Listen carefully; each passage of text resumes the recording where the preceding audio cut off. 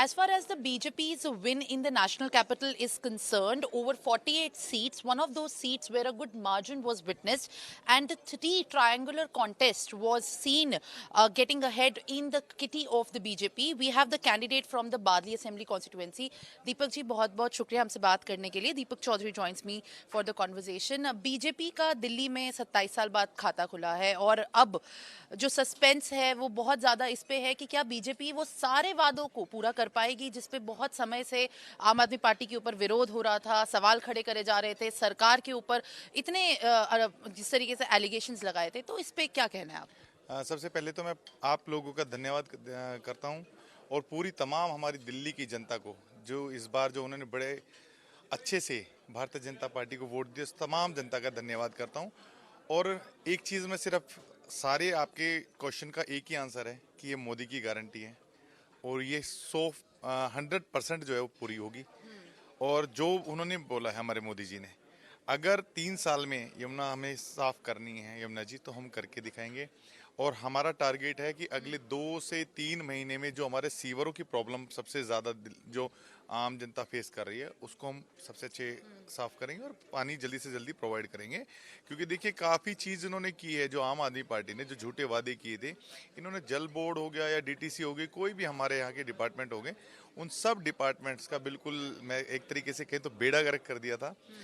और ज़्यादातर department loss में चले गए हैं और अब जो है हमें जो होना था वो हो चुका, जनता ने उन्हें उनका जवाब दे दिया और अब हमें काम करना है और ये तमाम जो मोदी जी ने गारंटी दी है हम तमाम पूरी करके देंगे। जहां तक आपने बात की दिल्ली के चुनावों में जिन गारंटी की आप बात कर रहे हैं, आजेश यादव को आपने हराया आम आदमी पार्टी से। हालांकि जो मुद्दे थे वो दिल्ली के अंदर सीवर, यमुना और सफाई और पानी, ये सब मुद्दों के ऊपर इलेक्शन में बहुमत मिली है। तो क्या ऐसे बड़े चैलेंजेस हैं? नॉर्थ वेस्ट में बादली से आप आ रहे हैं, वहां पे बहुत अलग तरीके के चैलेंजेस देखे जाते हैं जो बाकी दिल्ली की कॉन्स्टिट्यूएंसीज में नहीं देखे जाते। तो क्या सबसे बड़ा चैलेंज है आपके लिए, वहां पे प्राथमिकता जो देंगे आप उसे? मेरे लिए सबसे बड़ा चैलेंजिंग कुछ चीज़ें जो हैं, जैसे हमारे यहाँ बिल्कुल जाम की स्थिति बहुत ज़्यादा है। जो मुकरबा चौक बाईपास चौक जिसे बोलते हैं उसके आसपास मेरी कॉन्स्टिट्यूंसी है और वहाँ जाम जो है, अगर आप आएंगे तो काफ़ी 2-2 घंटे 3-3 घंटे का जाम है। सबसे पहले जाम, फिर जो जब भलसवा हमारे लैंड फिल साइट है, कूड़े का पहाड़ जिसे हम बोलते हैं, वो है, उसको ख़त्म करना है। पानी और अपना सीवर सबसे मेन बुनियाद की चीज़ें हैं। और उसके बाद तो हमारा राशन कार्ड हो गया जो 10 साल से पीछे नहीं बने हैं, उन पे हमारी प्राथमिकता रहेगी कि हमें वो करने हैं।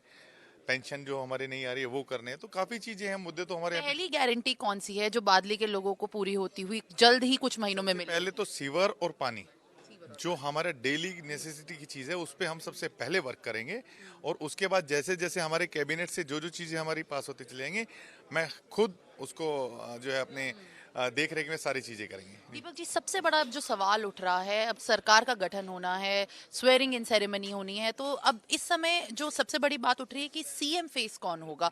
आप बतौर अच्छे मार्जिन से जीते हैं, तो इस समय बीजेपी के अंदर प्राथमिकता क्या बिहार के आगे आने वाले चुनावों में पूर्वांचली वोटर के बेस को दी जाएगी, या देखा जाए तो एक जो सरदार कम्युनिटी से आया है, पंजाबी कम्युनिटी से, उसको इस पूरे जो कंसिडरेशन है इस पे किस तरीके से आप देखते हैं? देखिए, मैं एक ही चीज़ कहूँगा कि मोदी जी ने जब ये बात शब्द बोले थे ना कि दिल्ली क्या मुझे आप काम करने का मौका देंगे, तो ये आप डेफिनेटली आप निश्चिंत रहिए कि हमारा जो भी सीएम का चेहरा होंगे वो बहुत अच्छे इंसान होंगे और बहुत अच्छे से दिल्ली को संभालेंगे और मोदी जी के नेतृत्व में संभालेंगे। ये मोदी जी का फैसला होगा कि वो किसे हमारे यहाँ दिल्ली का मुख्यमंत्री बनाते हैं। ऐसी भी क्या पॉसिबिलिटी देखी जा सकती है कि डिप्टी सीएम का जो चलन बीजेपी ने शुरू किया है, क्या वो भी एक तरीके से दिल्ली में मॉडल अप्लाई होता हुआ फॉर्मूला दिखेगा? ये जितना भी हमारा शीर्ष नेतृत्व है, ये सब डिसीजन उन्हीं का होगा।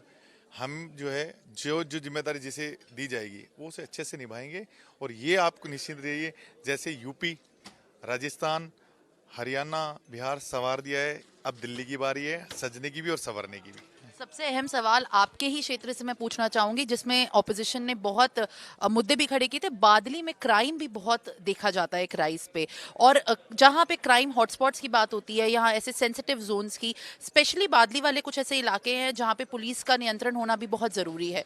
क्या आपको लगता है बादली में किस तरीके से इन मुद्दों को, क्राइम को, विमेन के अगेंस्ट सेफ्टी को, या ऐसे जोन्स को लिटअप करना जहां पर सेफ्टी बहुत बड़ा कंसर्न है, वो देखा जाएगा? मैं आपको एक बताता हूँ, हमारे यहाँ पे भी काफ़ी तादाद में कुछ मुझे पता लगा कि रोहिंग्या बांग्लादेशी भी हैं, उनको आइडेंटिफाई किया जाएगा। और क्राइम के लिए मैं डायरेक्ट इन्वॉल्व रहूँगा पुलिस के साथ में भी, कि जहाँ पे मुझे लगेगा, और पब्लिक का और जो पुलिस का है वो जो हम अच्छे से एक तालमेल बैठा पाएँ और जिससे हम क्राइम वहाँ पे ख़त्म कर पाएँ, ये मैं सुनिश्चित कर रहा हूँ आपको कि जितनी भी हमारे महिलाएं हैं उनको सुरक्षा देने का काम हमारी सरकार की प्राथमिकता रहेगी और अच्छे से हम उस चीज़ को काम करेंगे, क्योंकि जब हमने यूपी सुधार दी है तो अब दिल्ली की बारी है। वही मैं आपको कह रहा हूँ, अब सजेगी भी दिल्ली और सवरेगी भी दिल्ली। जी, Thank you very much for speaking to us. In fact, it is for the women of the national capital who have elected the previous government on the safety issue. And right now, the BJP's core focus also remains to also ensure the safety of the women of the national capital. And that is what the conversation with the newly elected MLAs from other parts of the national capital with a good margin speaks of. This is Simran with video journalist Himanshu for NewsX. For more such videos, subscribe to the NewsX YouTube channel, hit the bell icon.